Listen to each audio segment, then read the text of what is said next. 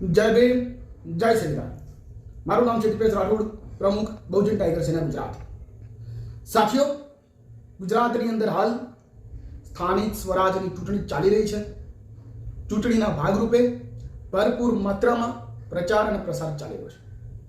સાથીઓ, આ વિડીયોના માધ્યમથી આપ સૌને અપીલ કરવા આવ્યો છું કે આ લોકશાહીના મહાપર્વની અંદર એટલે કે હાલ ચાલી રહેલી ચૂંટણીની અંદર જે તારીખ 26 એપ્રિલ 2026 રવિવારના રોજ પૂરા ગુજરાતની અંદર લોકશાહીના મહાપર્વ એટલે ચૂંટણીનો મતદાનની તારીખ છે।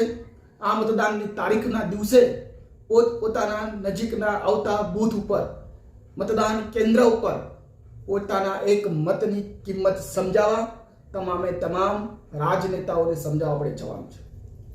સાથીઓ, આ વિડીયોના માધ્યમથી આપને જણાવું છું કે એક મતની કિંમત એટલે શું।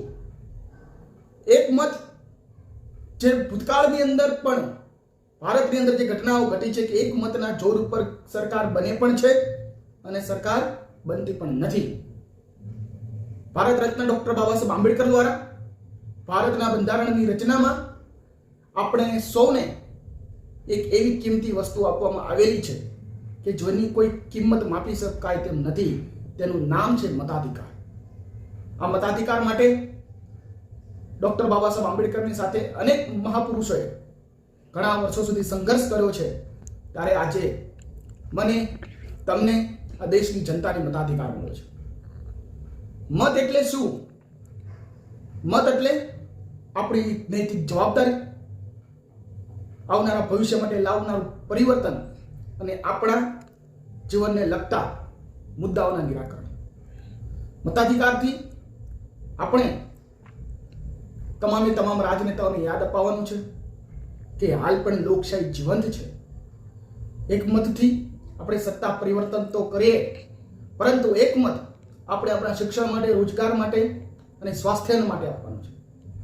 ડોક્ટર બાબા સાહેબ આંબેડકરે કીધેલું, જ્યારે 26 જાન્યુઆરી 1950ના દિવસે દેશનું બંધારણની જ્યારે રચના કરવામાં આવી, ત્યારબાદ બાબા સાહેબ આંબેડકર હસતા હતા એવું કહેવામાં આવ્યું કે હવે રાજા રાણીના પેટમાંથી નહીં જન્મ લે, કે હવે રાજા રાણીના પેટમાંથી જન્મ નહીં લઈ શકે, કારણ કે રાજા હવે મત પેટીમાંથી જન્મ લેશે કે જેના મત જાજા એ જ બનશે રાજા। એટલે ભારત દેશના અખંડ રાખવા માટે બાબા સાહેબ આંબેડકર, સરદાર વલ્લભભાઈ પટેલ જેવા મહાપુરુષે જે યોગદાન આપ્યું છે, આપણને સૌને જે મતાધિકાર આપ્યો છે, એ મતાધિકારનો પૂરેપૂરો આપણે લાભ ઉઠાવવાનો છે અને આપણો જે આ કિંમતી મત જે છે એ આપણા આવનારા ભવિષ્ય માટે, આ દેશની જનતા માટે, આ દેશના સંવિધાન માટે આપવાનો છે।